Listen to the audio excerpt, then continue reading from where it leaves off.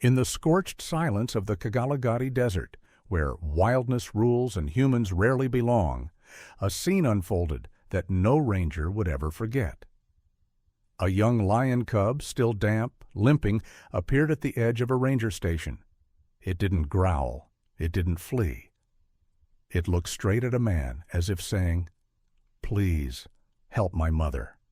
And from that moment, a rescue began, one that would test the boundaries of instinct, compassion, and the impossible. The morning at the Kalagadi Reserve Outpost began the way it always did. Quiet, pale sunlight spilling over red sand, the air still cool before the desert heat arrived. The radio hummed softly on the desk. A kettle whistled somewhere in the back. Nothing suggested that this day would be any different from the hundreds that had come before it. Then someone noticed the silence had changed. Not the peaceful kind that belonged to dawn, but a pause, unnatural, as if the land itself was holding its breath. Ranger Johann stepped outside first. He had worked this border station for nearly 2 decades, long enough to recognize when the desert was about to speak. At the edge of the clearing, just beyond the wire fence, something small moved unsteadily across the sand. At first, his mind refused to name it. The shape was too thin, too slow. Then it lifted its head. A lion cub stood there, barely past infancy, ribs faintly visible beneath dust-coated fur. One of its front paws dragged slightly, leaving a shallow line in the sand. Dried blood darkened the fur near its ankle. But what stopped Johann cold was not the injury. It was the way the cub looked at him. There was no snarl, no fear, no challenge, only a steady, aching stare. The cub opened its mouth and cried out. It wasn't the sharp sound of aggression people imagined when they thought of lions. It was higher, broken, a sound that did not belong to a predator at all. It echoed once against the station walls, then faded into the open land behind it. Inside the outpost, Keisha froze mid-step. She was new, barely 3 months into her wildlife conservation internship, still learning the rhythms of the reserve, still careful not to overstep. But she knew that sound. Anyone who had ever heard an animal in distress knew it. She moved to Johann's side just as the cub took a hesitant step forward. "Don't move," Johann murmured, more to himself than to her. The cub stopped. Its tail flicked once, not in warning, but in agitation. Then it did something neither of them expected. It turned its head, looking back toward the vast stretch of dunes behind it, and cried again, longer this time. Then it looked back at them. Keisha felt a tightening in her chest she didn't understand. "It's not lost," she said quietly. Johann didn't answer right away. His eyes never left the animal. He had seen lions charge vehicles, stalk fences, test boundaries with cold precision. This cub did none of that. It simply stood there, swaying slightly, as if standing itself required effort. The cub took 2 more steps toward the gate. Then it stopped, turned again, and looked back across the desert. Keisha's voice trembled. "It wants us to follow." Johann exhaled slowly. Every rule drilled into him over the years told him this was impossible. Wild animals did not seek humans. Lions, especially, did not approach outposts unprovoked. Yet here it was, crossing an invisible line that had existed for generations. The cub cried once more, softer now, almost hoarse. Johann glanced at the radio on his belt. The signal in this area was unreliable. Satellite coverage faded in and out near the dunes. If this was a trap, if a pride was nearby, stepping outside protocol could get them killed. It could also get the cub killed. But the cub wasn't leaving. Keisha crouched slowly, careful not to startle it. She kept her hands low, her movements deliberate. The cub watched her closely, eyes wide, reflecting the pale sky. For a moment, she thought of her own childhood, standing in a hospital hallway years ago, waiting for a door that never opened again. She pushed the thought away. "This isn't normal," she said. Something's wrong.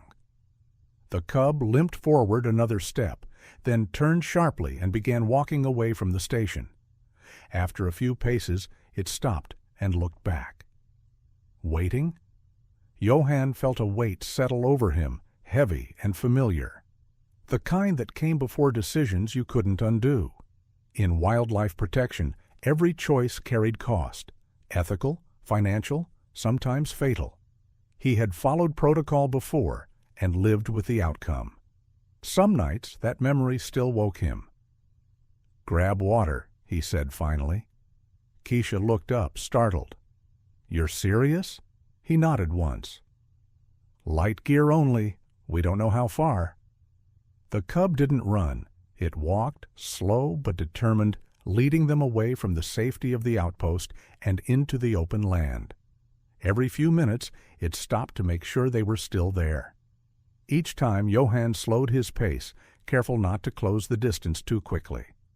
As the station disappeared behind them, the desert opened wide, red sand, scattered thorn trees, heat already beginning to rise from the ground. The cub's breathing grew uneven, but it kept moving. Keisha noticed something then. Dark drops on the sand ahead, not from the cub's paw. "Johann," she whispered. He followed her gaze. The drops were irregular, spaced too far apart to belong to the cub. Fresh, leading deeper into the dunes. The cub reached the first low ridge and stopped. It turned, eyes locked on them, and cried again, this time barely louder than a breath. Johann felt it then, unmistakably. Whatever lay beyond that ridge was running out of time, and the cub knew it. Without another word, Johann stepped forward. Keisha followed. Behind them, the outpost stood silent, radios unused, protocols unbroken only in theory. Ahead of them, a small lion cub led two humans across burning sand, carrying with it a desperation no training manual had ever prepared them for. And somewhere beyond the dunes, a pregnant lioness waited, whether in hope or in her final moments, none of them yet knew. The desert swallowed their footprints as they moved on. The desert heat hadn't yet reached its full wrath, but the sand already burned with a quiet warning. Johann stepped carefully, scanning the dry ridges ahead, while Keisha trailed a few feet behind, her boots crunching over the cracked crust of the Kagalagadi earth. In front of them, the cub moved like a creature caught between instinct and desperation. Its tail flicked occasionally, not in playfulness, but urgency. And every few steps it paused to look back, its wide amber eyes locking with theirs, as if to ask, "Are you still with me?" Neither ranger spoke. The silence felt sacred, or maybe just fragile, like speaking might break whatever invisible agreement had been made the moment the cub turned to lead them into the wild. Johann had seen many strange things in his 30 years on the reserve, but never this. A cub, barely old enough to survive on its own, walking straight into the human world, not to fight or flee, but to ask for help. The terrain shifted gradually from scattered thornbush to open sand stretches. Wind carved faint patterns in the dust, swirling across the plain like smoke. The cub moved slower now, clearly tired, but still driven by some internal compass Johann could only guess at. "You think it really knows where it's going?" Keisha finally asked, her voice hushed. Johann glanced over. "I think it's going back to something it didn't want to leave." Keisha didn't answer, but she picked up her pace slightly. 30 minutes passed. Then an hour. No sign of another lion. No sound beyond the distant call of guinea fowl and the occasional gust of wind through brittle grasses. They hadn't brought much, just basic supplies, a field first aid kit, a canteen, a utility blade, and 2 thermal blankets. There hadn't been time to prepare. If this turned out to be nothing, a confused or orphaned cub leading them into nowhere, then they'd lose nothing but time. But neither of them believed that anymore. Not after the way the cub had cried, not after it had waited. Keisha pulled her scarf up over her mouth as the wind shifted and kicked a thin veil of dust into the air.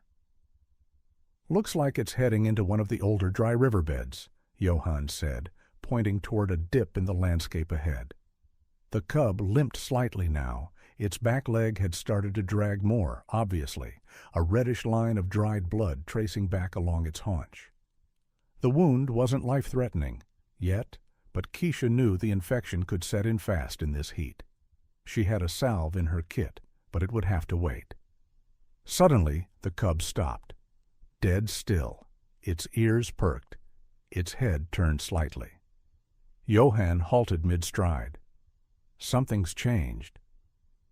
Before either of them could react, the cub let out a single cry, not loud, but sharp. It wasn't the same panicked sound from earlier.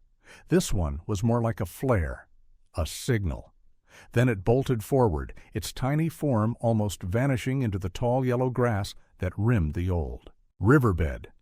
Keisha broke into a run. Johann followed, slower, more methodical. When they reached the dip in the land, they stopped short. There, embedded in the sandy basin like a scar, was a trail of paw prints, large ones, fresh, multiple sets. At least one adult lion, possibly more, had passed through here not long ago. The cub was already several yards ahead, weaving between clusters of low bushes and rocks. Then they saw it, a smear of blood across a flat stone. Not much, just enough to send a chill into Keisha's spine. She dropped to her knees and pressed her fingers into the dust beside it. "Still warm," she murmured. Johann scanned the horizon, raising his binoculars. "No vultures, no circling scavengers. But there's a ridgeline about 2 clicks ahead. Might be shelter." Keisha looked at him. "You think she's alive?" He paused.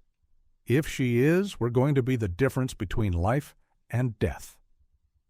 As they climbed the rise, Keisha's thoughts wandered, not to the lioness, but to herself. She'd joined the wildlife internship program as a detour. Her original plan had been law school, following her father's footsteps. But after her mother died, something shifted. The weight of cities, the concrete coldness of grief, it drove her into the open. The wild didn't speak in words, but it made sense to her. And today, walking behind a wounded cub, into a place no textbook could prepare her for, she finally felt like she belonged. "Stop," Johann whispered. Keisha froze mid-step. The cub had halted again, this time not to wait, but because it had arrived. Below them, partially obscured by brush and shadow, lay a wide pit, an unnatural shape in the otherwise sloping terrain. Inside, something moved. Keisha inched forward. There she was. The lioness lay on her side, body half-curled, her flank rising and falling in shallow, labored breaths. Her eyes were partially open, dull with exhaustion, glazed with pain. Her rib cage was sunken, but her belly, swollen and unnaturally rounded, told the story immediately. "She's pregnant?" Keisha whispered.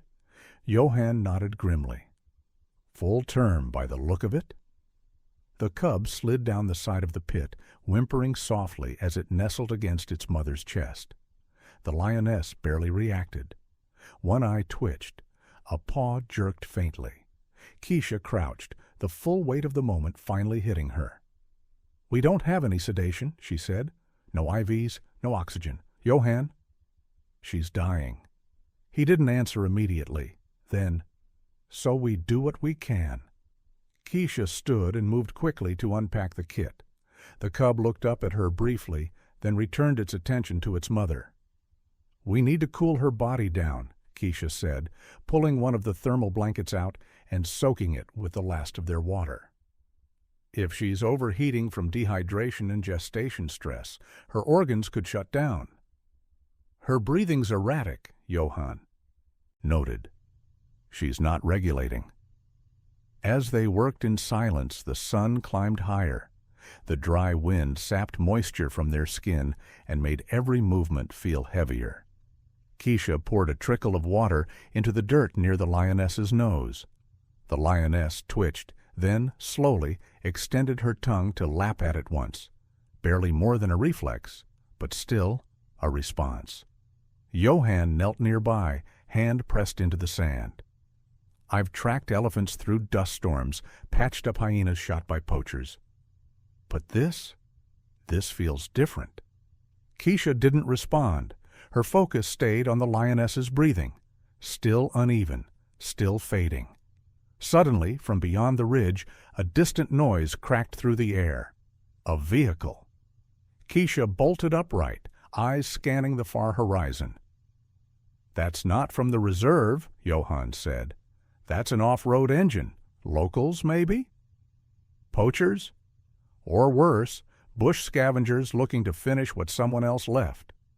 They had no weapons, no way to protect the lioness if someone with less noble intentions came across them. Keisha's voice was barely more than breath. "We have to hide her." Johann looked down at the massive body lying helpless in the sand. "She weighs more than 1,000 pounds. We're not hiding her." The cub let out another soft cry. This time it didn't sound desperate. It sounded defiant. The world had just changed again. For people searching YouTube for meaningful wildlife stories, conservation action, or animal rescue documentaries, this was the kind of moment that redefined emergency. It wasn't about dramatic music or fast cuts. It was about real life, real compassion, and the intersection of human decision-making and survival. This lioness didn't have hours. She barely had minutes, and for two people standing in the middle of the Kagalagati with a field kit and a dying mother, the desert had just become a place where life or death was no longer a matter of chance. It was a choice, and they had already made it. She lay crumpled in the basin like the last breath of something once powerful. Her ribs heaved under the weight of heat and strain, each breath more labored than the last. Her coat, once golden, was matted with dust and streaked with dried blood from scrapes that had come not from a fight, but from struggling alone. The lioness's eyes were half-lidded, unfocused. Yet even in her stillness there was something regal, something ancient, clinging to her like the desert wind that swept over the dunes around her. Keisha crouched at the edge of the pit. The reality of it all was setting in, and fast. The lioness was not only dying, she was full-term pregnant. Her abdomen was grotesquely swollen, visibly shifting every so often in small spasms that betrayed the movement of life still inside her. "She's close," Johann said under his breath. "Labor's already begun, but she's too weak. She won't survive the birth." Keisha's throat tightened. The cub pressed its face into the lioness's shoulder and made a small whimper, the sound thin and almost human in its pleading. The mother didn't respond, not even a blink this time. "I think she's shutting down," Keisha murmured. Johann scanned the surroundings. There was no shade. The pit offered little cover, and the sun was now overhead. Without immediate cooling, hydration, or veterinary aid, this lioness didn't stand a chance, and neither did the cubs inside her. "How long would it take if you ran back to the station?" Johann asked suddenly. Keisha blinked. "Round trip? At least 3 hours? 4 with the terrain?" Johann shook his head. "Too long. By then we're either burying her or watching hyenas tear her apart." Keisha looked down at the cub. It led us here, like it knew it couldn't do this alone. The wind shifted again, and with it came a new scent, faint but unmistakable. Rot. Something dead, somewhere nearby. Johann caught it too. We're not the only ones this wind is calling. They didn't say it out loud, but they both thought it. Scavengers, perhaps a single hyena, maybe a small pack, or worse, jackals. Opportunistic, quiet, efficient. Keisha's hand went to her field knife. The cub let out another sound, a short, stuttering chirp, then pawed lightly at its mother's swollen belly as if begging her to move, to do something. But the lioness remained motionless, save for the tremble of her sides. "I'm going down," Keisha said. "What? No, Keish, we don't have tranquilizers. If she wakes—" "She's not waking, and if she does, I'll deal with it." Keisha eased her body down into the pit, careful not to kick up too much sand. She moved slowly, keeping low, non-threatening. When her boots touched the bottom, the heat rose like a wall, thick and unforgiving. She could hear the lioness's breathing now, wet, shallow, and irregular. Each inhale sounded like someone drowning in dry air. She reached into her satchel and pulled out a small plastic bottle of electrolyte concentrate. It wasn't meant for animals, not in this state, but it was better than nothing. She unscrewed the cap, poured a trickle into the lid, and set it gently in front of the lioness's nose. A flicker, not much, just the twitch of a nostril. Then, slowly, agonizingly slowly, the lioness lifted her head less than an inch and extended her tongue to lap at the edge of the lid. Keisha exhaled. "That's it, girl. Just a little more." "She took it?" Johann called down. Keisha nodded. "Barely, but yes." "Then we've got something to work with." Johann moved fast. He pulled the thermal blanket from their pack and began soaking it with the last of their water. He cut strips from the blanket to make cooling wraps and handed them down to Keisha. Together they began draping the damp cloths across the lioness's flanks, legs, and forehead. The cub remained curled next to its mother's belly, its tail twitching occasionally. Every so often it would look up at Keisha, not with fear, but with something else, expectation. Then came the sound they'd been dreading, a low, drawn-out whoop carried by the wind, faint, distant, but hyenas were rarely alone. And that sound, it wasn't just communication, it was location marking. Johann tensed. "They're circling." Keisha felt her stomach twist. "How long until they get here?" "Depends how hungry they are." Johann climbed halfway down the pit wall and opened a flare stick. It wasn't much. A single burst of heat and sound, enough to scare most predators for a moment, but only once. "Keisha," he said, "we can't stay here all night. If that pack shows up after dark, we don't stand a chance." Keisha looked down at the lioness. Her breathing was slightly steadier now. The blanket seemed to be helping, but not enough. The swelling in her belly had become more pronounced. The movement beneath the surface more urgent. The cubs inside her weren't waiting. They were coming, ready or not. "She's in early labor," Keisha whispered, "but her body can't respond." "What do you want to do? Deliver them? Out here? In a pit?" "We can't let them die." "That's not what I'm asking. I'm asking what happens if we try, and she wakes." Keisha looked him straight in the eye. "Then we trust that she knows we're not here to hurt her." Johann didn't reply. He didn't have to. They both knew how insane it was. No vet, no tools, no sedation, no guarantee. Just two humans, a dying mother, and a cub that had broken every natural law to ask for help. It was the kind of situation no ranger training manual covered. It was also the kind of situation people would never believe unless they saw it. It had all the elements of a true wildlife rescue story. Danger, life, death, instinct, and, most rare of all, trust. The kind of story that draws in viewers, sponsors and conservation advocates alike. And for good reason, because it was real.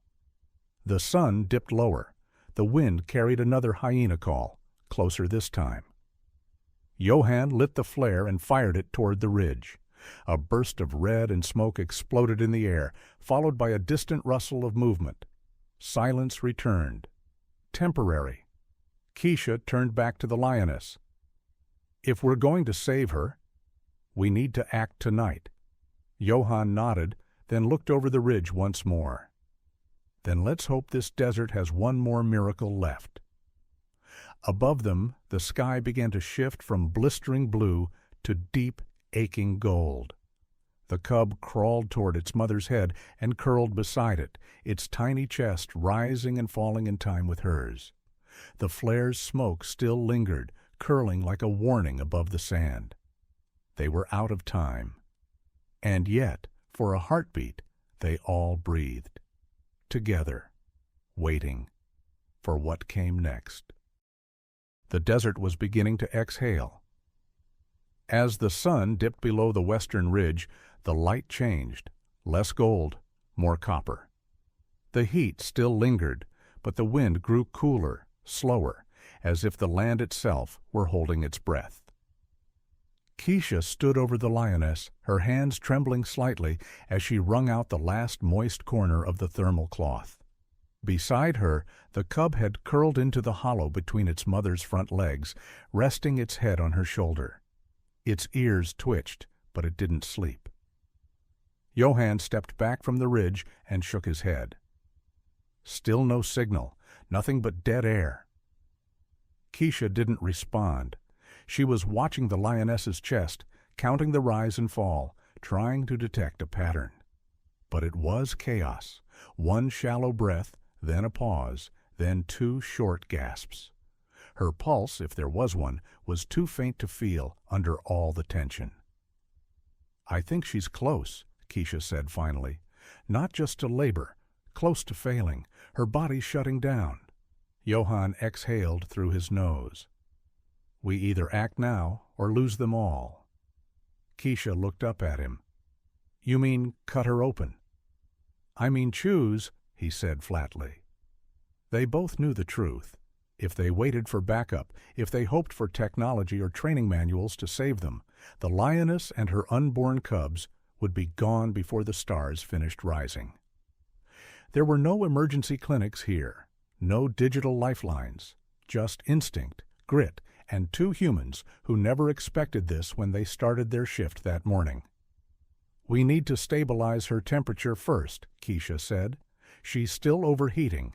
Any surgery now, even emergency, will crash her." Johann nodded. "Then we keep her cool." Keisha reached for the empty canteen and stared at it like it had betrayed her. "No water left?" He reached into his own bag and pulled out a single vacuum-sealed pouch. "Hydration gel," he said. "Not much, but better than nothing." They emptied the gel onto a clean cloth and pressed it gently to the lioness's belly and paws. She didn't move, but her skin twitched beneath their touch. "You think she feels any of this?" Keisha asked. Johann looked down at the cub. "I think she's holding on for that one." The cub blinked slowly, eyes glassy but alert. It hadn't made a sound in nearly half an hour, not out of calm, but exhaustion. Its entire body language spoke of something primal, the refusal to leave a mother who hadn't yet died. Then, from the eastern slope, came a sound neither of them expected. Not hyenas, not jackals. A mechanical hum, low, steady. Johann stood. "Do you hear that?" Keisha nodded. "Engine, diesel, could be a ranger unit." He grabbed the emergency radio and fired off a shortwave beacon, a manual distress pulse that didn't need a network, just raw signal. The sound in the distance wavered, then stopped. Silence returned. Then a reply. 3 short bursts of light, headlamps, flicking. Once, twice, 3 times. "They saw us," Johann said. "They're coming." Keisha felt her knees weaken with relief. "They need to hurry," she said. "I don't think we have an hour." The lioness let out a low, rasping breath. Not a growl, just air leaving lungs that had fought too long. Her belly shifted again, and this time Keisha could see the movement clearly, a roll, then a kick. The cubs were still alive, but they were running out of time. The first vehicle arrived minutes later, a single all-terrain rescue rover painted in dust. Dr. Ilana Torres jumped out before it even stopped moving. Mid-40s, lean, sun-beaten, with eyes that had seen everything twice. She carried a pack half her size and moved fast. "Vitals?" she asked without introduction. Fading, Keisha said. She's full term, probably twins, maybe more. Torres knelt beside the lioness and placed a stethoscope along the upper ribs, her brow furrowed. Heart rate's erratic, she's barely perfusing. What cooling have you done? Moisture wraps, electrolyte gel, shallow hydration, Keisha rattled off. Torres nodded. Smart, you bought her time. Not much, but some. A second vehicle arrived behind the first, bringing 2 assistants, more supplies, and a portable field monitor. Within minutes, the camp was a flurry of motion, shading canopies raised, fans deployed, IV ports slid beneath the loose skin at the lioness's shoulder.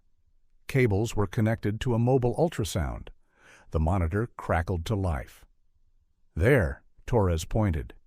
2 heartbeats. Wait. 3. One's weak. Looks like a cord wrap. Keisha's breath caught. Can we operate? She asked. Not yet, Torres said. Her temperature's too high. She won't survive anesthesia. Then what? We wait, and we fight to keep her stable. Johann watched silently. For all his years of experience, he had never seen this level of tension play out beneath a field tarp. It wasn't just animal rescue, it was triage. A mother, 3 unborns, a daughter already crying for help. Torres leaned in. Her uterus is beginning to contract, labor's starting, ready or not. But her body's too weak, Keisha said. She can't push. No, Torres agreed, but nature doesn't wait for consent. The air under the tarp thickened. Every breath felt heavier. The cub stirred and rose unsteadily to its feet. It walked around the lioness, then stopped between her front legs and the team. It didn't bare its teeth. It didn't growl. It just stood. A silent guard. She's protecting her, Johann said quietly. No, Keisha corrected. She's reminding us. Torres paused. Of what? That she chose us. We didn't find her. She came to us. The silence that followed wasn't empty. It was sacred. As the monitors beeped and fans hummed, the lioness stirred, only slightly. Her paw twitched. Her eye fluttered. Vitals improving, one of the assistants said. Slightly? Keisha leaned over. She's still in there. They all stayed still, watching, waiting. The desert had given them no favors, but for one brief window, it hadn't taken anything more. And in that pause between breath and decision, they realized something most people watching wildlife documentaries or animal survival stories rarely understand. This wasn't just biology. It was choice, theirs, hers, even the cub's. No signal, no backup, just instinct. And that, somehow, had been enough to bring hope where none should have existed. Darkness was coming fast, and with it, the desert began to change. The heat that had once pressed down like an anvil was now lifting, replaced by something thinner, sharper. Johann could feel it in the wind, in the way the air turned cooler but not calmer. The quiet out here was never truly quiet. It pulsed with small things, shifting sand, distant cries, unseen movements just out of reach. Keisha looked up from the monitor screen, her face drawn tight beneath the low tarp light. She's dropping again, she said. Pulse is thready, still no regular contractions. Dr. Torres didn't answer at first. She was focused on adjusting the angle of the ultrasound wand. Her gloved hands moved gently across the lioness's fur. The cubs inside were still alive. Barely. The weakest one had stopped shifting. The screen showed only faint flickers of movement now, like shadows trying to cling to light. Her body's trying to shut down, Torres said finally. Muscle fatigue, circulatory collapse. She's done everything she can. Keisha's voice cracked. But it's not enough. Torres nodded. That's why we're here. She looked at Johann. We need the cooling packs repositioned. Focus on the lower belly and femoral line. Blood's pooling. Johann knelt without a word and began replacing the packs, working quickly but carefully. His fingers brushed against the lioness's flank, and for a brief moment he felt the faintest tremor, a spasm, or maybe the start of something worse. Then came the sound again, low, warped by distance, but unmistakable. Hyenas, closer than before.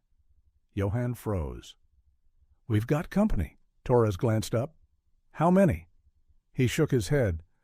"Hard to tell, but it's not just one."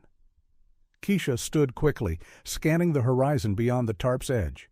Her flashlight swept across the sand, catching nothing but brush and blowing dust, yet her skin prickled.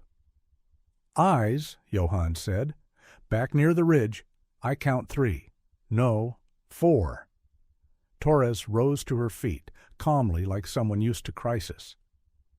"Keep your voices low. No sudden movements. If they're watching, they're evaluating." "And if they attack?" Keisha asked. "Then we hold them off." Johann retrieved a second flare and held it at the ready. But even in the false comfort of gear and training, there was no disguising what this was, a defense without guarantee. The cub moved suddenly. It rose from its place beside its mother and stepped forward, placing itself directly between the lioness and the direction of the threat. Its shoulders were hunched, tail stiff, but it didn't back down. Torres saw it too. "She's standing guard." "She's not even old enough to hunt," Keisha whispered. "But old enough to protect," Johann replied. A faint rustle of movement came from the brush. Keisha gripped her flashlight tighter. "One's flanking." Johann waited until the last moment, then fired the flare. The sky above the ridge burst in crimson light, and the desert lit up for just a second. In that second, they saw them, 5 hyenas, spread in a wide arc, eyes gleaming, teeth bared. The flare startled them, but not for long. Torres didn't blink. They'll test the perimeter, but they won't strike unless they smell weakness. Keisha looked at the lioness, unmoving except for shallow breaths. "What do you call this?" "She's still alive," Torres said firmly. "That's enough." The team tightened their formation, forming a half circle around the tarp. Johann kept watch on the ridge while Torres returned to the lioness. She knelt, checked the vitals, then looked at Keisha. "She's borderline hypoxic, her oxygen saturation's crashing." "Can we intubate?" Keisha asked. Torres shook her head. "Not here, not with what we have." They worked quickly, cycling cold packs, adjusting fluids, whispering instructions. Every few minutes, one of them would glance toward the ridge where the hyenas waited, silent, calculating. "We won't last the night like this," Johann muttered. "We're not trying to last the night," Torres replied. "We're trying to make it to the next breath." Keisha knelt beside the cub.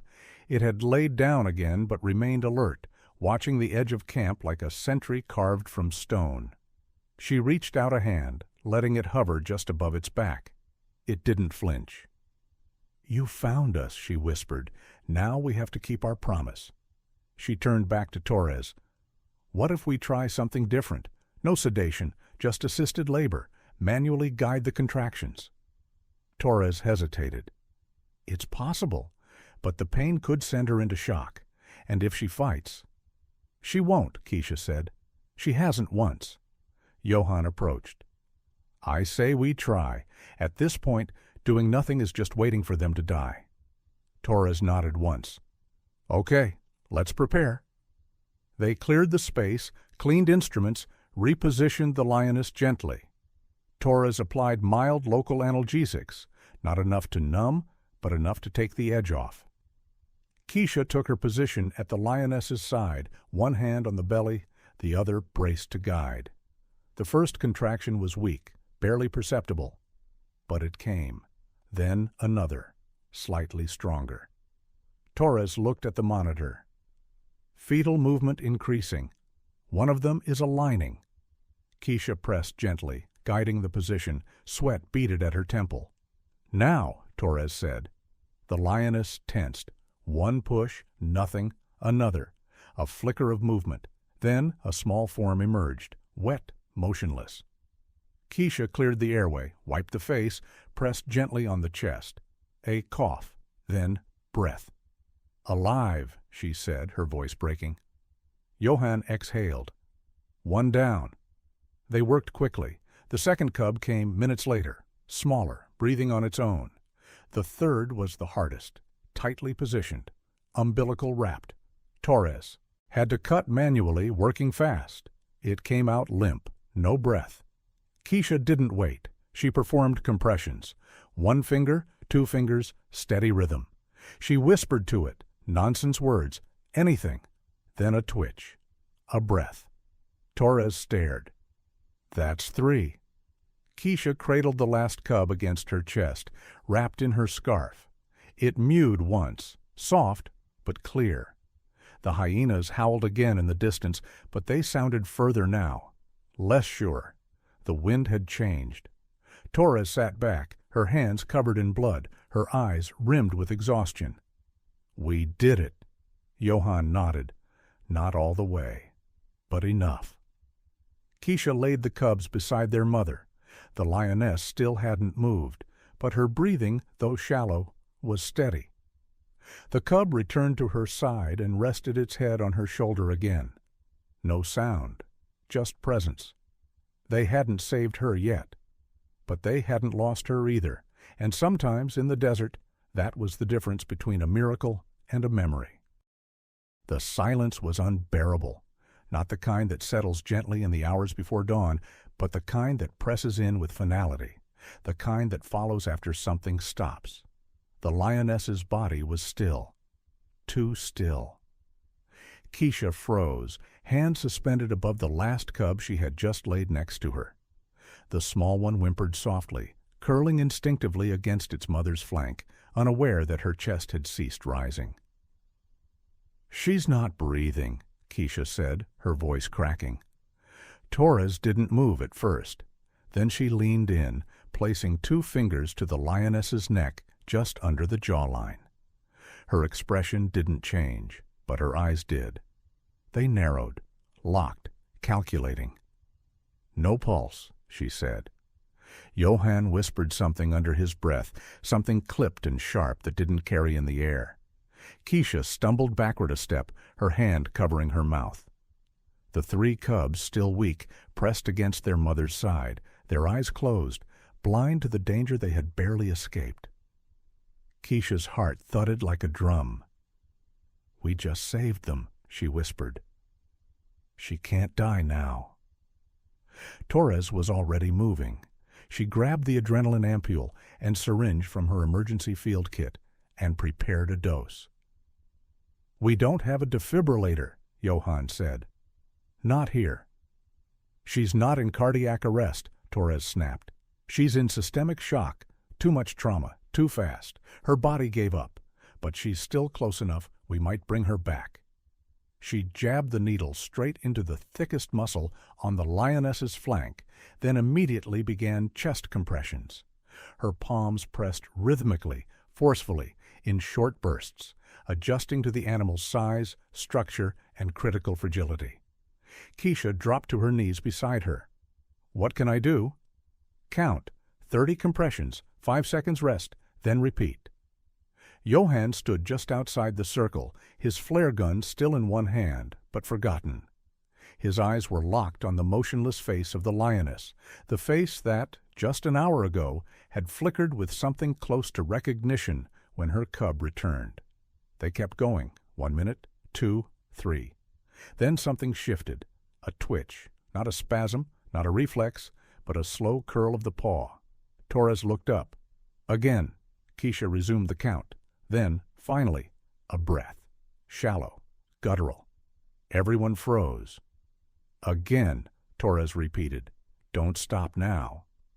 The lioness's chest began to rise faintly, unevenly. Another breath followed, then another. Her eyes didn't open, but her jaw twitched, and one hind leg flexed weakly. "She's fighting," Keisha whispered. "She's not gone." Johann exhaled and dropped into a crouch, burying his face in his hands. It was the first time he'd let his guard down all night. The cubs stirred, sensing the shift. One of them, likely the firstborn, lifted its head and gave a single chirp, soft and uncertain. Then it pressed itself, tighter to its mother, the small sound continuing like a heartbeat. Torres sat back, soaked in sweat and streaked with dust and blood. She's back. Barely, but she's back.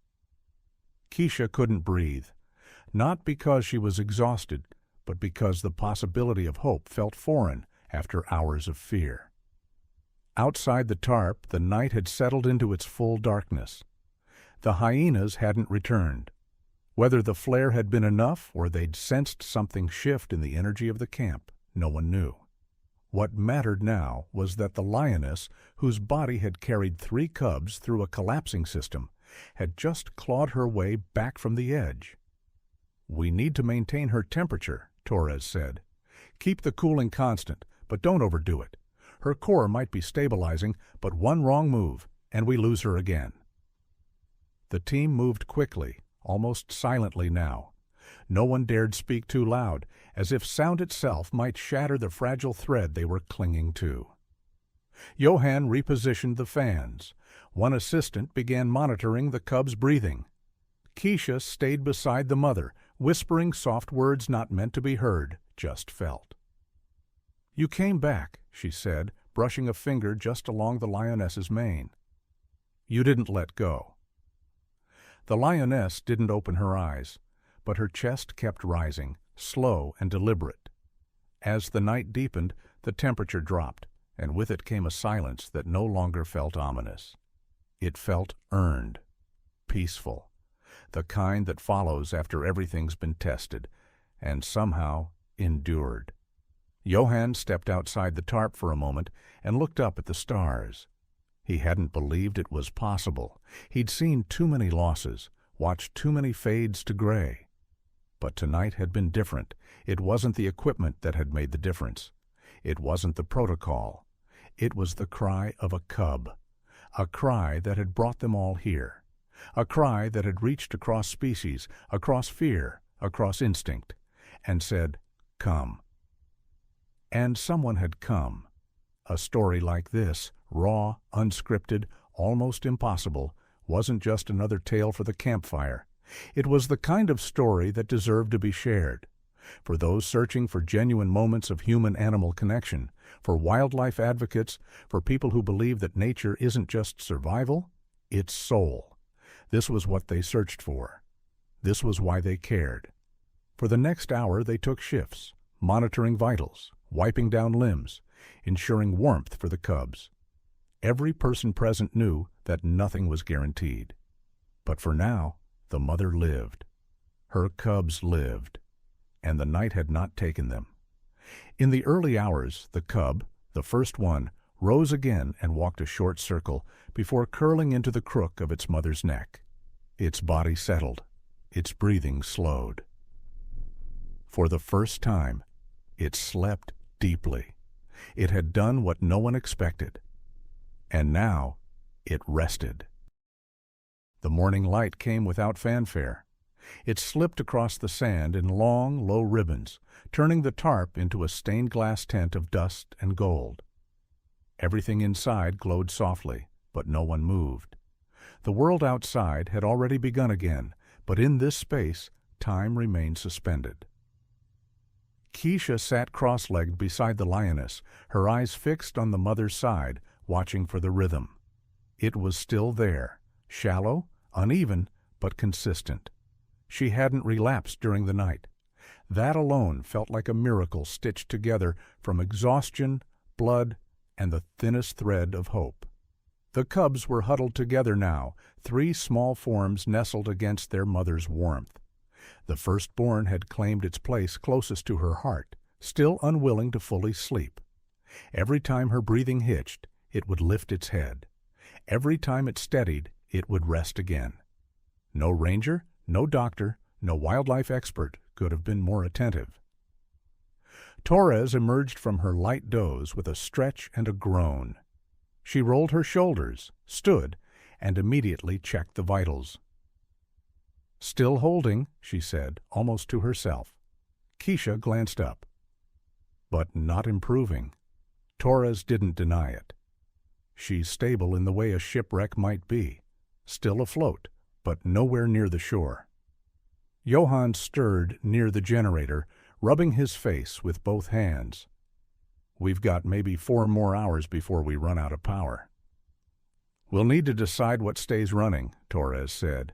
We keep the vitals monitor and the incubator heating pads. Everything else can go. Keisha hesitated. We still have to move her, don't we? Eventually, Torres replied, but I'd be lying if I said she could survive relocation today. What if we don't? Johann asked. What if we let her rest here until she can move on her own? Keisha looked toward the perimeter. That depends on how long she gets before the next threat finds her. They all knew the desert gave no guarantees. Torres crouched beside the lioness and lifted her eyelid gently. The pupil contracted. Barely. But it was something. She pressed her stethoscope to the lioness's belly. Cubs sound good, she murmured. Digesting. Heart rate steady. And the mother? Torres sat back. Hanging by threads. Keisha stood, stretched her legs, and stepped outside the tarp for the first time in hours. The sky was pale and bright now, unblemished. The dunes sparkled with residual heat from the day before. Off in the distance, a vulture circled lazily, too high to pose a threat, but a reminder of where they were. She reached for her satellite phone. There was a signal now, faint but alive. She keyed in the emergency frequency and patched into base. This is Ranger Keisha Morgan, Field Team Alpha, Code 72, Critical Wildlife Rescue in progress. Status, Mother Lion stabilized post-labor. 3 cubs alive. Medical team on site. Requesting. Portable shelter unit, hydration gear, and veterinary evac ready within 24 hours. A pause, then a male voice crackled back. Copy that, Morgan. Logistics in motion. Confirm coordinates. She gave them, then clicked off. When she stepped back inside, Johann was watching the cubs. The firstborn had lifted its head again, staring directly at him. Do you think it remembers? He asked quietly. Keisha sat down. Remembers what? That it led us here, that it crossed the barrier. She looked at the cub, then at the lioness. Maybe, or maybe it didn't know anything except what mattered most. Johann nodded. Family. Torres called out from the monitor. Wait, something's wrong. Both Keisha and Johann rushed to her side. The lioness's heart rate had spiked. Not a normal acceleration. This was sharp, erratic. Her breathing, once shallow but steady, now came in short bursts, followed by long pauses. The screen flashed a warning. Tachycardia threshold exceeded. She's slipping into postnatal cardiovascular shock, Torres said. It's a complication we hoped wouldn't come. Keisha felt her chest tighten. What can we do? Torres moved fast.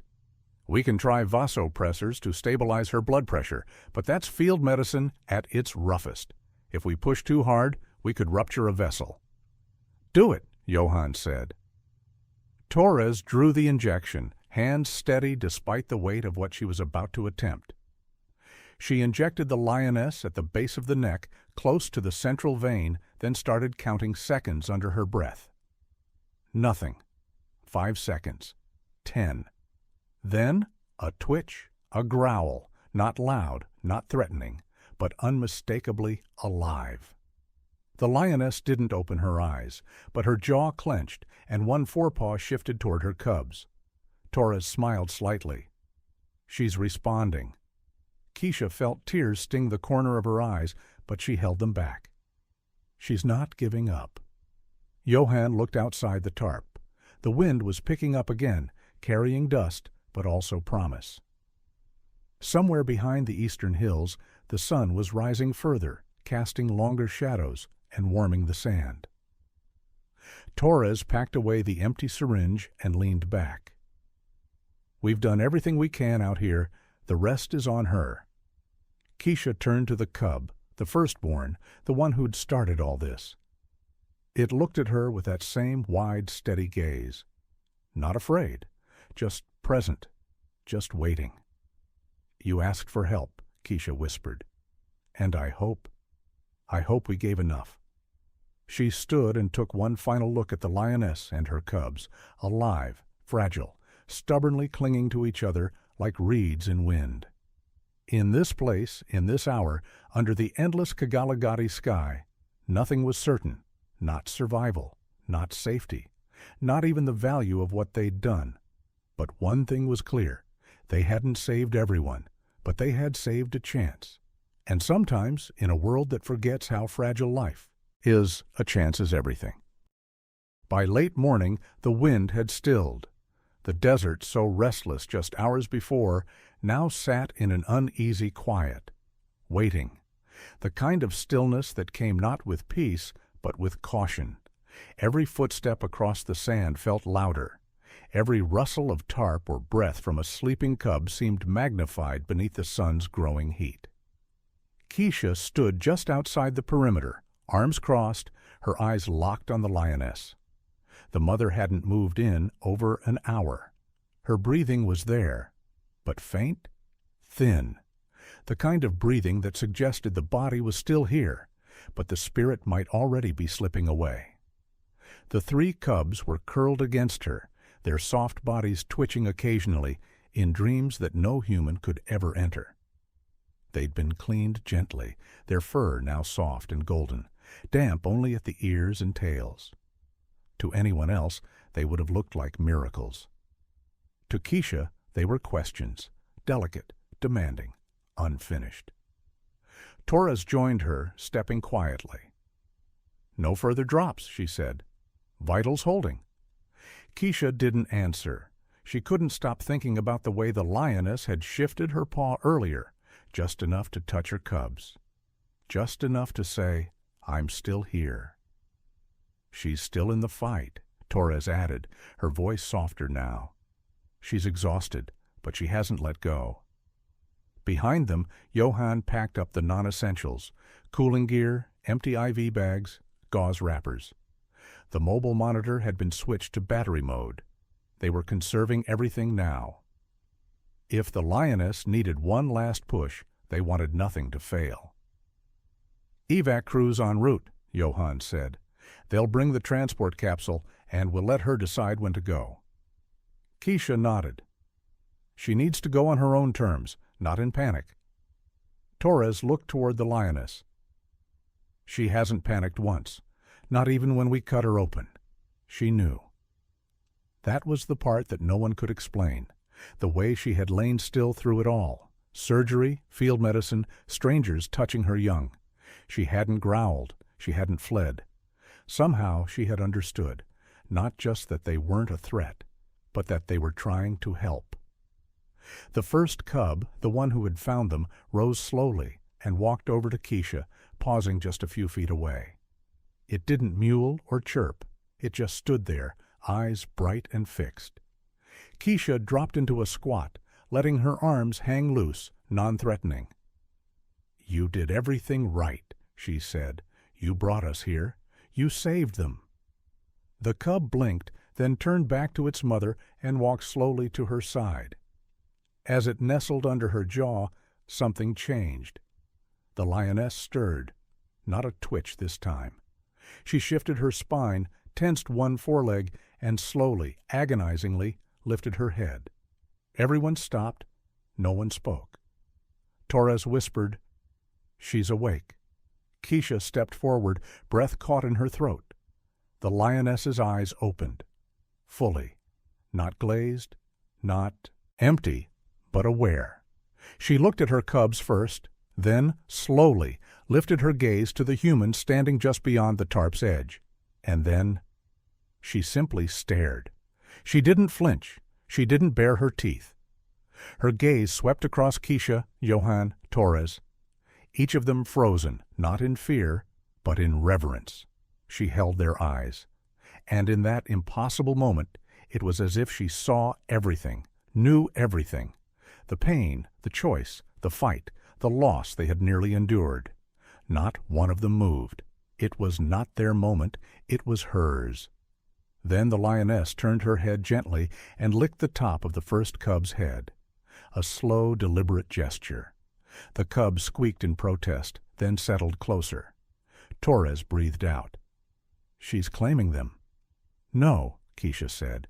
"She's claiming us." Johann knelt down beside the pack. "She's going to make it." The cubs stirred again. One tried to climb over its sibling. Another rolled into the lioness's front leg and stretched. Life was beginning to return in full now.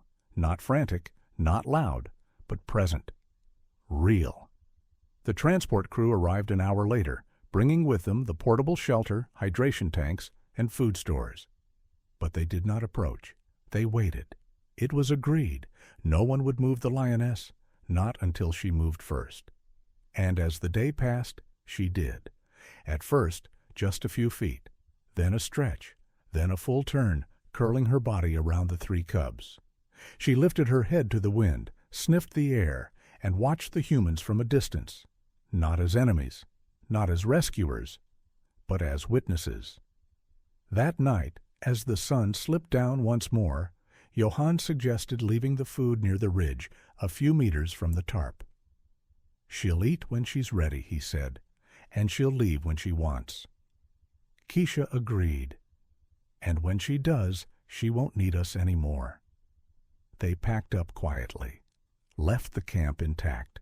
Blankets, water, shelter, all positioned so she could choose. Before stepping into the vehicle, Keisha turned back one last time. The lioness was resting now, her cubs beside her, the stars overhead beginning to bloom one by one. But the cub, the first one, lifted its head and looked toward them. Just for a moment. That look. It wasn't a goodbye. Not really. It was something else. Recognition. And for those who believe in connection beyond words, beyond species, beyond instinct, it was enough. The engine started. The desert rolled past. And in the mirror, for just a heartbeat, Keisha saw the cub still watching, still remembering.